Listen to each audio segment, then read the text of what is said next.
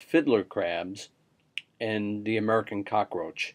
This presentation will focus really only on the work I'm doing with the crabs. It's chemical ecology research and development.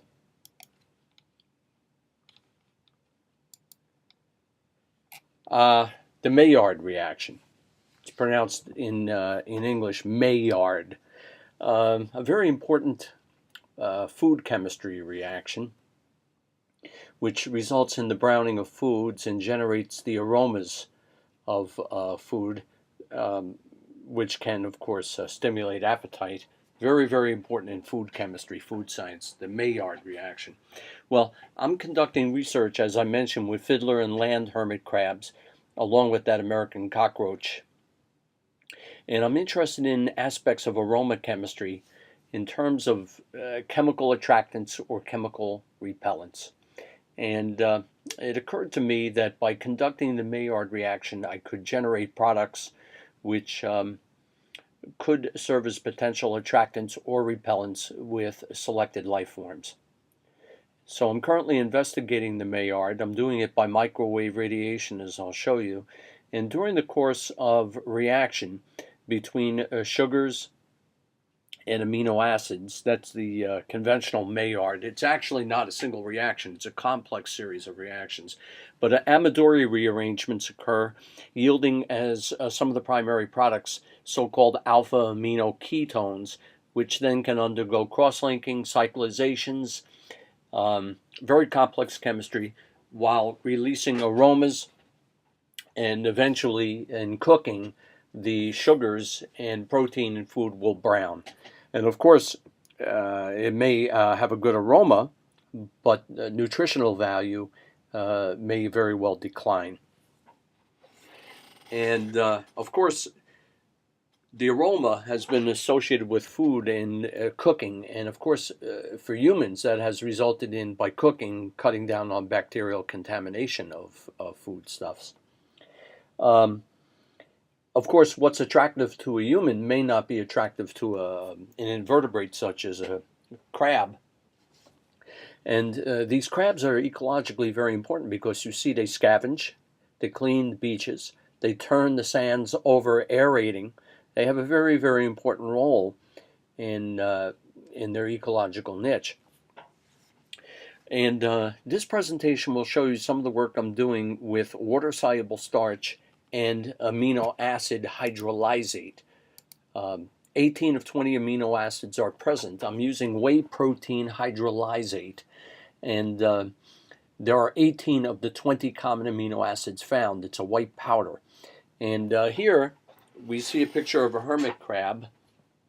Very interesting because they live to be 25 or 30 in captivity, 30 years old. Some of the species can live to be 70 years old, and as they grow, they will exchange a seashell for a larger one. And even though they're called hermit crabs, that's a misnomer. They're very social animals, and they will actually line up, and when one is offered a new shell and accepts it, the others will line up and they will in turn move or occupy the older shell. They really are fascinating to watch. The hermit crabs are nocturnal by nature, and I'll show you how I'm able to study what they're doing during the evening hours. Now, I have set up with my colleague Bob Ellison a webcam 24/7. And that can be accessed for viewing at bamboozer.com. And when you get to bamboozer.com, you can search for me by typing in D.S. Soriano or using the keywords of chemical ecology, hermit crabs, and you'll be able to find the one webcam that we have running right now. And we'll have 2 or 3 others set up. And I also am using Raspberry Pi PCs. They're very inexpensive. The boards are about $35. And we also now have 2 of the web cameras put out by the Raspberry Pi Foundation. And we have a web, there are some links out there showing some of the YouTube videos that I have. You'll be able to access them and see what we're doing with those computers. But the one picture that you're seeing there, that preceding slide, the webcam was from newegg.com. It's a $15 webcam, and I have that right inside the terrarium. So there's no interference. The one you saw, the picture was taken through the screen at the top because they're good climbers, the hermit crabs. Now, as I mentioned, they are active, the hermits, active by nature at night, and very important ecologically. Now, the chemistry. Here we have a Pyrex dish. I'm using a microwave oven, and this is a 60% by mass, 60% water, and the other 40% would be a mixture of amino acid powder and water-soluble starch. The ratio is 1 to 2, so by mass. For 1 unit of amino acid hydrolysate powder, I put in 2 units of water-soluble starch. You mix that together, and the balance, of course, is water. You mix that together, and you'll get a uniform paste after stirring for a few minutes. That is put into the microwave at high power, an ordinary kitchen microwave unit. And as the reaction progresses, I give it 1-minute pulses at high power. The morphology will change, the aromas will be generated, colors will develop, and this shows you what the material looks like after a minute or two of heating. It starts to turn into, it almost looks like instant potatoes, but it's getting harder.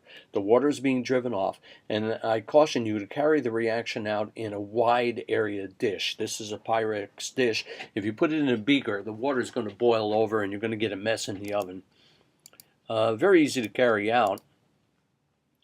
And here we can see that as the reaction is progressing and you're driving off water and volatile chemicals, aroma chemicals, beautiful, strong odor, but I find it very pleasant.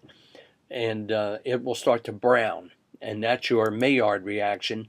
And as I said, the Amadori rearrangements are also occurring, yielding alpha amino ketones, which then can undergo a whole series of secondary, tertiary reactions.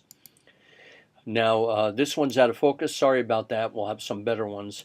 But as the material is being heated, here's the microwave oven we use. I give it short bursts and then stir.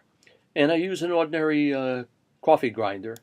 And once you get to the point that it's a hard white solid after about 3 minutes, I grind that up, and to increase surface area, put it right back in the Pyrex dish and continue to heat. And you can see the brown forming. There seems to be a greenish tinge. That's an artifact of lighting. It really is either white or brown or a little darker brown. And you mix that up periodically.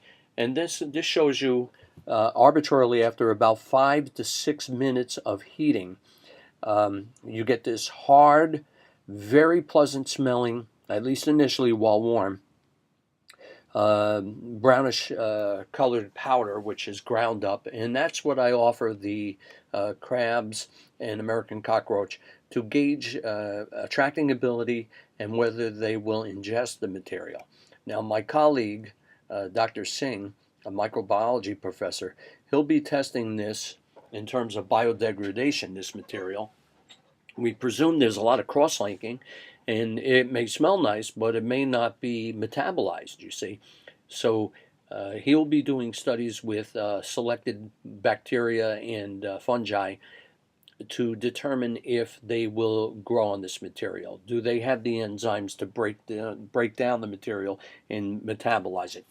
Otherwise, the crabs could be ingesting this, but getting no nutritional value. So we're looking at aroma and also how biodegradable this substance is, this powder. It's a hard powder. Here you can see one of the crabs eating at the dish through the screen. And there's another terrarium. And this one fellow is very active today, ingesting the material. Well, anyway, just a short video to show you the type of research we're doing, and if you need to get a hold of me, you can reach me at Soriano, Soriano, at pitt.edu.